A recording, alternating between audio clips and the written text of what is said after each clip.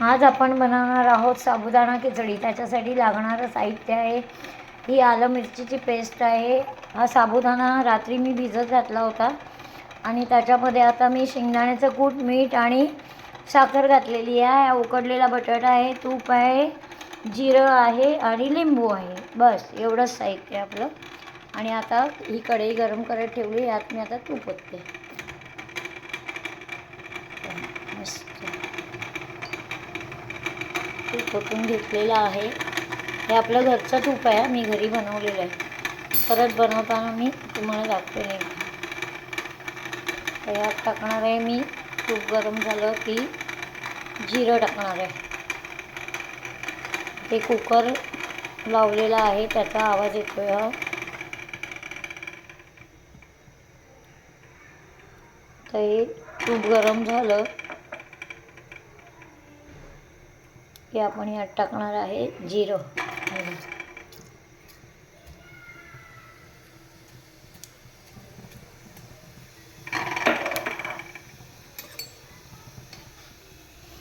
जिरं छान फुललं की आपण आलं मिरचीची पेस्ट टाकणार आहे त्याच्यामध्ये।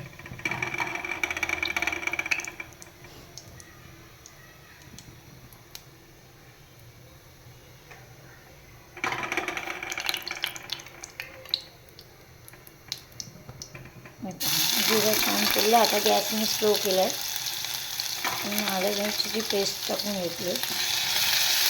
आलं मिरचीची पेस्ट छान अशी छान परतवली तुपामध्ये की यामध्ये मी उकडलेला बटाटा टाकणार आहे। मी कच्चा बटाटा नाही घेतला आहे, उकडलेला बटाटा घेतला, कारण आता फार उशीर झाला आहे ना, म्हणून तो उकडलेला बटाटा मी आता घेतला आहे। नाही तर कोण कोण कच्चा बटाटा पण टाकून मग चांगला तुपावर फ्राय करतात आणि मग साबुदाणा टाकतात। मी आता उकडलेला बटाटा घेतला आहे आणि मी आलं मिरचीची पेस्ट आता मी टाकून घेतली त्याच्यामध्ये, हाफ क्रश केलेली मिक्सरमध्येच मी टाकून घेते हा बटाटा। आता एक बटाटा घेतला आहे आणि बटाटा शिजवतानाच मी त्याच्यामध्ये मीठ टाकून घेतलं होतं, म्हणजे बटाट्याला मीठ लागलेलं आहे।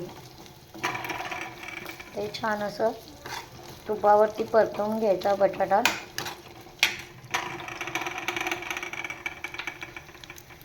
पुन्हा गॅस थोडा मोठा केला,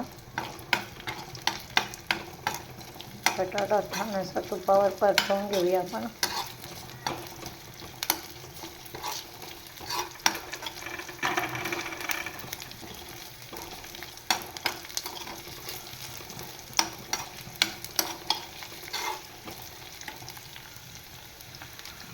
आज उपास आहे म्हणून यात मी कढीपत्ता आणि कोथिंबीर नाही घालणार आहे।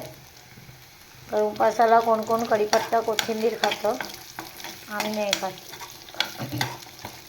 म्हणजे खिचडीमध्ये तरी आम्ही टाकत नाही कढीपत्ता आणि कोथिंबीर।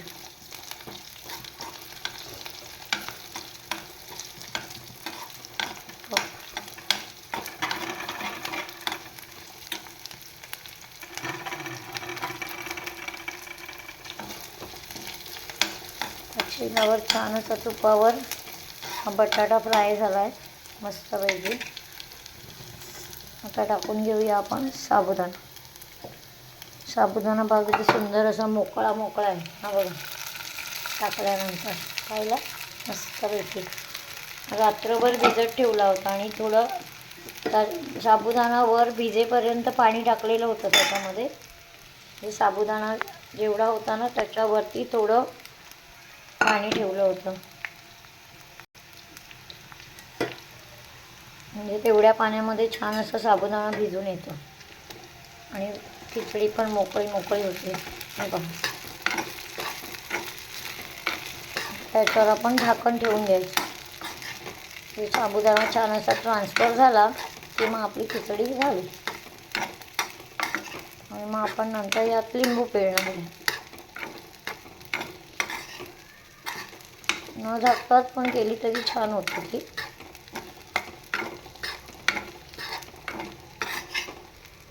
बघा मस्त असा साबुदाणा मोकळा मोकळा आहे, म्हणजे असं चिकट नाही झालं आहे। हे बघा, हे बघू शकता तुम्ही, एकदम छान असं मऊ मोकळा झालेला आहे।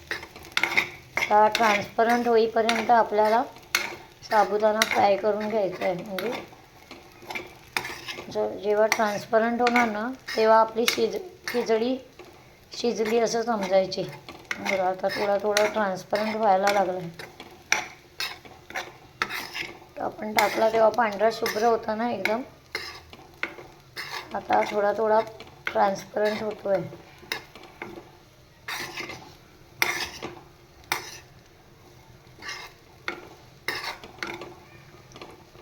थोडं मी याच्यावर झाकण ठेवून घेणार आहे म्हणजे पटकन शिजेल तो.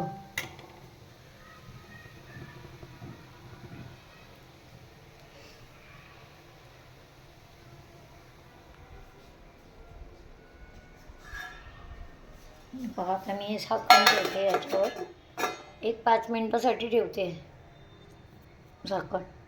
5 मिनटानंतर बघूया. चला तर आपण झाकण काढून बघूया आपली खिचडी झाली की नाही ते, ट्रान्सपरंट झाली की नाही आहे ते. जर नाही झाली असेल तर आपण थोडा वेळ अजून झाकण ठेवूया.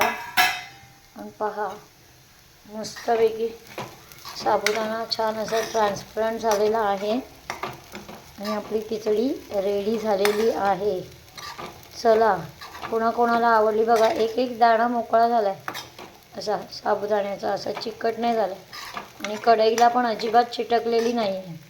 हा बघा मस्तपैकी. कोणाकोणाला आवडली आहे त्यांनी लाईक करा, शेअर करा, सबस्क्राईब करा आणि बेल बटन दाबायला विसरू नका. म्हणजे आमच्या नवीन रेसिपी तुम्हाला बघायला मिळतील. कमेंट्स पण करा. आवडली असेल तर कमेंट्स करा, नाही आवडली असेल तरी पण कमेंट्स करा.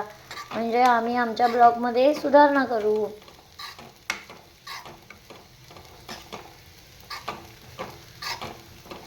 चला तर मग आपली खिचडी रेडी झाली आहे.